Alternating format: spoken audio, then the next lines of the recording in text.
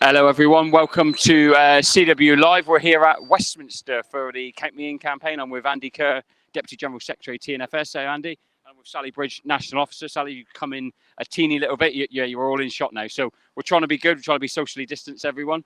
So in normal circumstances, Andy, I think with a big campaign like this, we'd have hundreds of people here, we'd have our branches here, wouldn't we? But we're here today, we're doing a bit of a tour around London. Do you want to fill in, members, what we're up to?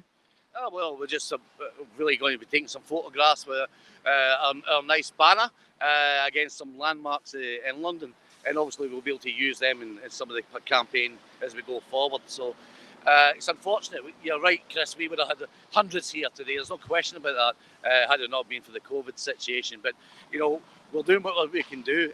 We're getting a lot of support from our members out there, even though we're not having mass meetings as such at this point in time. And all I would do is we encourage people to join us in this campaign. It's a campaign I believe we can win, but we've got to stick together, and that's the main thing.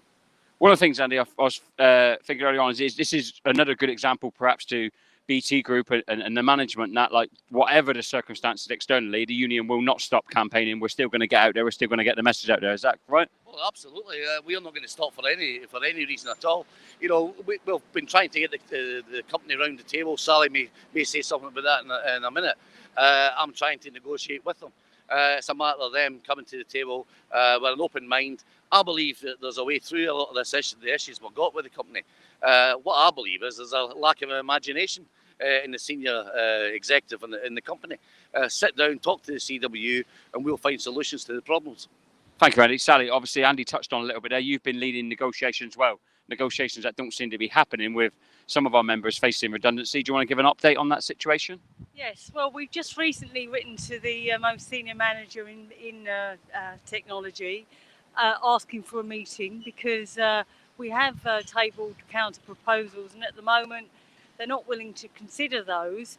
We believe we can actually resolve this problem in technology if they consider some of the things that we're requesting, but he's refused to meet us.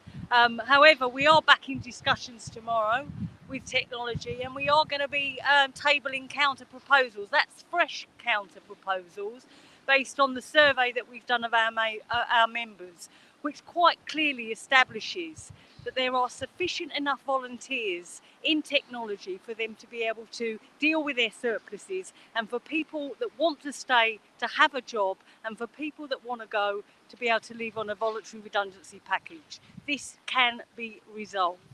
I noticed, Sally, we've had a number of forums. Obviously, it's touched on with Andy in a modern way, if you like. We've had to do those online, but another big one you held last night, and the members are really angry about this, aren't they? Yeah, look, I think they're angry that the fact is that the most senior manager in technology is refusing to meet the CWU.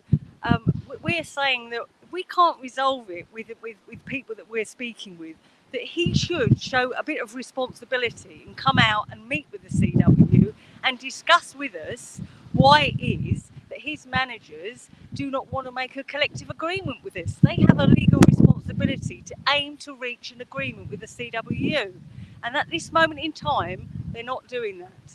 Thank you, Sally. Final bit to you, Andy. We're going to tour around London now. We're going to go to a few landmarks. We're also going to go to a few BT meetings. So if one of those senior managers wants to come out and say, come on, Andy, let's sort this out, what would your message be to them?